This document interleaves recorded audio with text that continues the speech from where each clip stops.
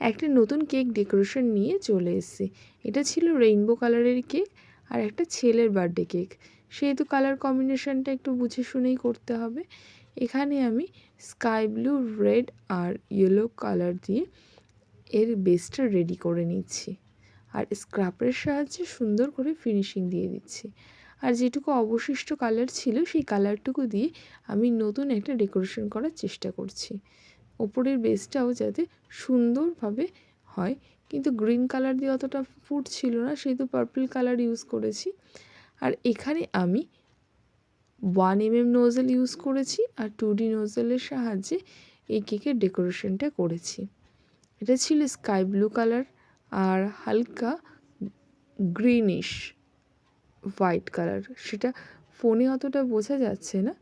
যাই হোক, দেখো এখানে আমি করেছি সিম্পল একটা ডিজাইন, যেটা সবাই পারবে। এটা ছিল একটা ছেলের বার্থডে কেক, সেহেতু কালার কম্বিনেশনের দিকেও একটু খেয়াল রাখতে হয়। ছেলেদের যে কালারগুলো, নির্দিষ্ট কোনো কালার না হওয়া সত্ত্বেও পিঙ্ক কালারটা বাঁচিয়ে চলতে হয়। সেহেতু দেখো আমি কিভাবে এই কেকের ডেকোরেশনটা করলাম। আর এখানে একটা স্টার নোজেল দিয়ে ডিজাইনটা কমপ্লিট করে দিচ্ছি।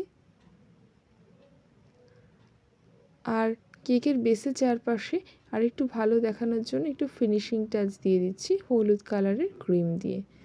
আর ওপরে নাম লিখে দিলাম তৃষান, আর কয়েকটা স্প্রিঙ্কেল ছড়িয়ে দিলাম।